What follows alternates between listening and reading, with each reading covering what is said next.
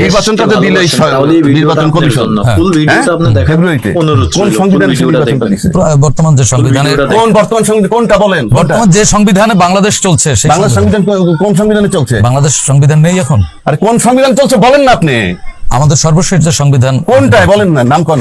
সংবিধান কি 5টা? সংবিধান কোনটা বলবেন তো? সংবিধান তো একাধিক না, এখন তো অন্তর্বর্তীকালীন সরকার ক্ষমতা। হ্যাঁ, অন্তর্বর্তীকালীন সরকার মানে একেবারে আদালতের মাধ্যমে বৈধতা নিয়েই তো এই সরকার রাষ্ট্রপতির কাছে ওথ নেয়। হ্যাঁ, ইনি কোন সংবিধানে চলতেছে? বর্তমান প্রচলিত যে সংবিধান আছে বাংলাদেশের সংবিধানে সংসদ ভেঙে গেলে কয়দিনের মধ্যে নির্বাচন? এটা তো ট্রানজিশনাল গভর্নমেন্ট, কিন্তু বলাই হয়েছে এই বলতেছেন সংবিধানে।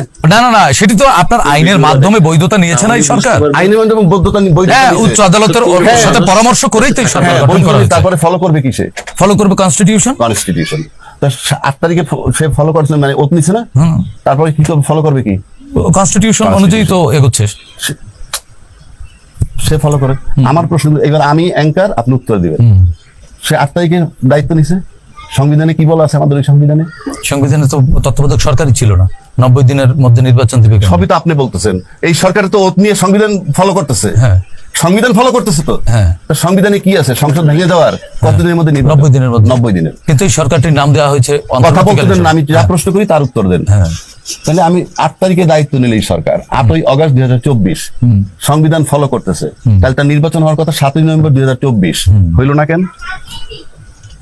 আপনি বাংলাদেশের 24-এ যে পরিস্থিতিতে হইল না কেন ভাই? আপনি যে পরিস্থিতিতে সরকারটি গঠন করা হলো, আমার উচ্চ আদালতের মাধ্যমে আপনি বলতেন সংবিধান ফলো করতেছে। তো সংবিধানের মধ্য দিয়েই তো এই সরকার চলছে। আমি তো মানলাম আপনার কথাটা বুঝতেছে, আপনার কথা মানছি। এই সরকারটি তো অন্তর্বর্তীকালীন সরকার, এই সরকারের তো মেয়াদ, এই সরকারের মেয়াদ তো 90 দিন না, যে 90 দিনের যে ব্যারিয়ার সেটি তো দেয়া নাই। কতদিন মেয়াদ? এই সরকার নির্দিষ্ট কিছু কাজ শেষ করে তারা নির্বাচনের মেয়াদ দেয় নাই, আদালত দেয়নি কোন নির্ধারণ। এই মাত্র সংবিধান ফলো করে। হ্যাঁ, সংবিধান ফলো করলে সে তার মেয়াদ তো সংবিধানে বলা আছে না, এই সরকারের নামই তো নাই সংবিধানে।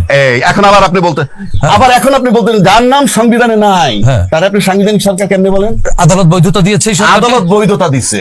হ্যাঁ, এবং তার নাম অন্তর্বর্তীকালীন সরকার, তার সংবিধান সে নিজে না। তাহলে আপনি ওই সংবিধানে যান না। কোন সংবিধানে যেটা আছে সেটাই গেলে তো সে নির্বাচন দিল না কেন 3 মাসের মধ্যে? বলেন। সেটি তো এই সরকার তো সংবিধানের মধ্যে এই সরকারের নাম লেখা নাই, তাকে কোনো টেনিউর দেয়া হয়নি, নির্ধারণ করে দেয়া হয়নি। যেহেতু এরকম একটি সরকার গঠন করা যাচ্ছিল না, সেই অনুযায়ী রাষ্ট্রের যারা ওই সময় যারা, তাহলে সরকার ইচ্ছা মতো চলবে না? সরকার ইচ্ছা মতো চলছে। কি সরকার কি তার ইচ্ছা মতো চলছে? কিভাবে চলছে? কনস্টিটিউশন অনুযায়ী চলছে। কনস্টিটিউশন বলতেছে নির্বাচন 3 মাসের মধ্যে। না, এই অন্তর্বর্তীকালীন সরকারকে কোনো 3 মাসের মেয়াদ দেওয়া সংবিধানে নাই। তাইলে আবার আপনার আপনার নাম এই অফিসের কোথাও নাই, আপনি এই অফিসের নিয়ম ফলো করবেন কেমনে? আপনার নিয়ম কোনটা? না, যদি উদ্ভূত পরিস্থিতির জন্য সবাই মিলে যদি একটা সবাই মিলে, কে বলছে যে আপনার ফেব্রুয়ারিতে নির্বাচন দেন? আদালত। কোন আদালত?